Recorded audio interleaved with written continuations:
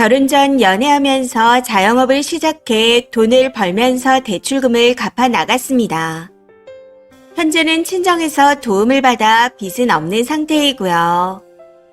남편이 연애 당시 독립해서 살고 있는 상태라 그 집에 들어가서 동거 생활을 하다 결혼을 하게 되었습니다. 전세였는데 남편이 모은 돈에서 전세 자금 대출이 80% 들어간 집이었죠. 남편이 사업을 시작하면서 대출에 여기저기 빌린 돈이 많아 작년에 인상되는 전세가에 어찌할 바를 몰랐는데 힘들다는 남편의 말에 시댁에서 17평짜리 오래된 2층 주택을 비워주셨습니다.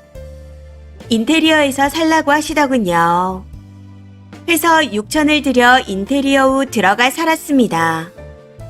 너무나 감사했지만 생각보다 인테리어 비용이 많이 나와 전세 자금으로 묶여있던 돈에 더 보태서 한 탓에 마이너스 생활 중이었습니다. 그래도 남편도 저도 자영업을 하고 있어 둘이 같이 벌면 빨리 재기하고 큰 집도 사면서 금방 안정을 찾을 거라 생각했죠. 그런데 결혼 생활이 순탄치가 않더라고요. 문제는 시댁과 친정의 문화 차이였습니다.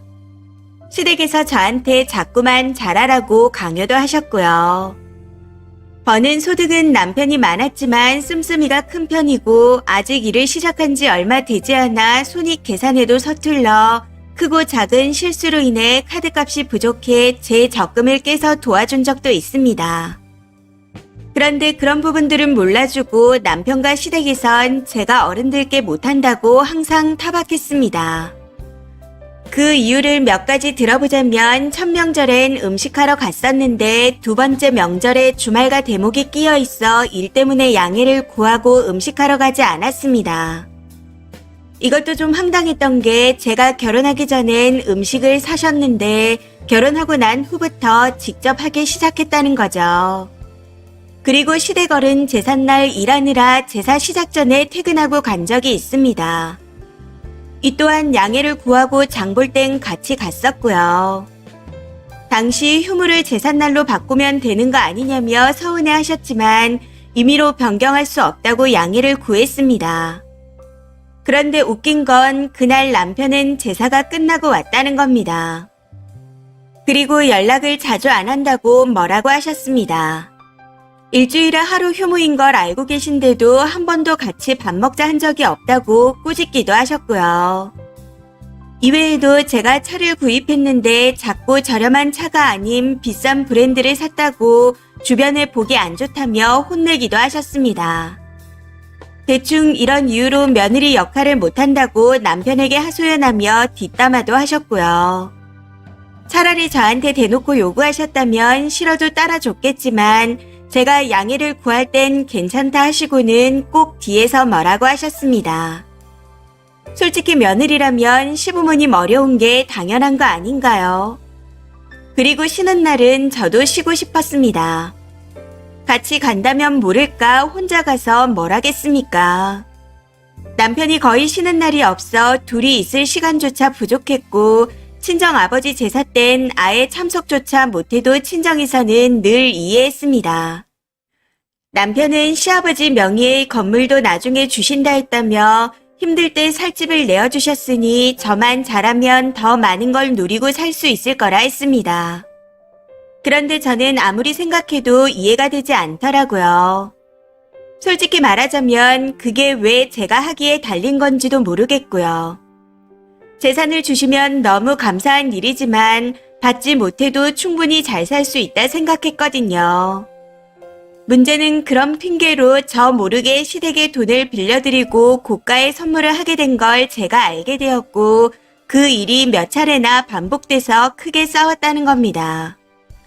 더 이상 남편 명의로 대출이 어려울 정도로 자금이 막혀있는 상황인데 혼자 저러고 있으니 당연히 화나지 않겠나요? 그런 와중에도 남편은 제가 시댁을 잘 못하고 버릇없이 굴면서 며느리 역할을 못한다는 이유로 계속 저를 비난하고 가스라이팅 하더라고요.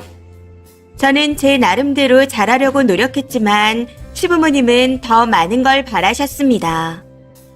안 그래도 많이 힘든 상황에서 본인 부모님께 드린다고 마이너스 생활임에도 불구하고 자꾸 돈거래를 하는 남편에게 믿음이 깨져버렸습니다. 시어머니는 당신이 살아온 것처럼 저만 참고 살면 나중에 다 잘 될 거라 하시는데 저는 그렇게 살고 싶지 않았습니다.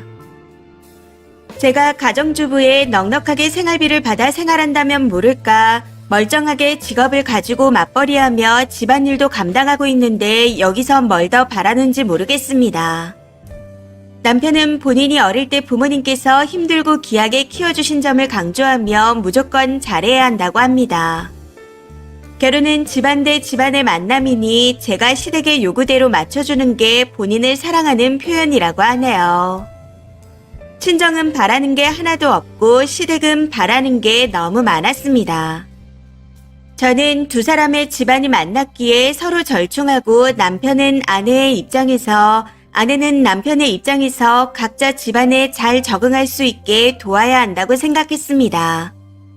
그런데 남편은 서로의 집안에 무조건 맞춰주면 된다고 생각하더군요.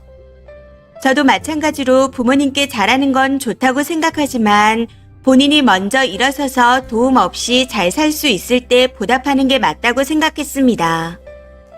부지런하게 모아 빚부터 없애고 같이 누리며 살면서 부모님께 잘하고 싶은 거였죠. 저도 부모님께서 힘들게 키워주셨으니 보답하고 싶은 마음은 남편과 똑같습니다. 그렇지만 시댁과 남편의 방식은 너무나도 대책 없어 보이더라고요. 너무나 다른 가치관과 시댁의 무리한 요구로 인해 매일 싸우다시피 하게 되었고 결국 서로 버티지 못하고 이혼하기로 했습니다. 그런데 헤어지기로 한 이후부터 남편이 자꾸만 이상한 소리를 하더라고요.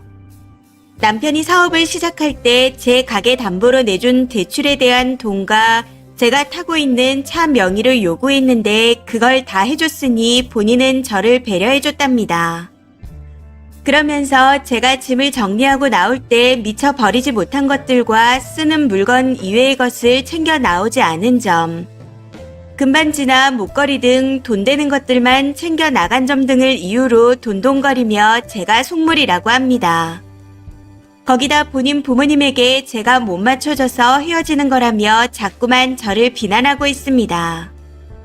이미 관계를 정리하기로 한 시점에서 그게 뭐가 중요하나 하시겠지만 남편이 남을 가르치는 직업이라 언변이 좋아 제가 설득당할 때가 많았습니다. 그런 사람이 자꾸만 파탄의 원인이 저에게 있다는 말을 해대니 정말 내가 문제인 건가 하는 생각이 들기 시작하네요. 너무 상처되고 안 좋은 생각만 하게 되는 것 같아 답답한 마음에 글을 써봅니다. 남편의 말이 사실이 아니라는 걸 알고 있지만 다른 분들의 의견을 들어보고 싶어서요. 긴 글 읽어주셔서 감사합니다. 댓글입니다. 첫 번째, 결혼 전 명절 음식을 사서 하더니 일꾼 들어왔다고 직접 했다고요. 제 동창 얘기가 생각나네요. 지자체 땅이 좀 있는데 아들한테 거의 몰빵해서 줬다는 이유로 시민권자 며느리가 있을 때 명절 음식을 다 했답니다. 그런데 자녀들이 미국으로 유학갈 때 며느리가 같이 간 이후부터 명절 음식은 갈비 하나에 김치 하나 놓고 먹는다고. 재산을 빌미로 자꾸만 요구하는 거잖아요. 정작 제대로 해준 건 없으면서. 애 없을 때 이혼 잘했어요. 능력도 있는 것 같은데 아쉬울 거 없잖아요. 자꾸 저런 식으로 나오면 님도 이혼 사유를 시부모 탓, 남편 탓으로 돌려버리세요. 두 번째, 자꾸 그러면 변호사 도움받아 소송하겠다고 하세요. 그러니 다시는 연락하지 말라고 하세요. 그리고 이혼할 때 챙길 수 있는 건 죄다 챙겨 나오면 됩니다. 직접 상대하지는 마시고요. 사람이어야 상대를 하죠. 세 번째, 주위에 이혼한 사람들 말을 들어보면 이혼할 때 마음이 약해져서 덜 챙겨오지 말고 확실하게 챙겨서 이혼하라고 하더라고요.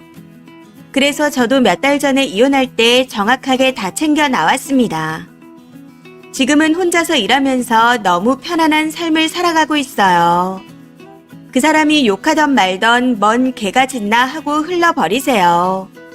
앞으로의 삶에 의미를 두자고요.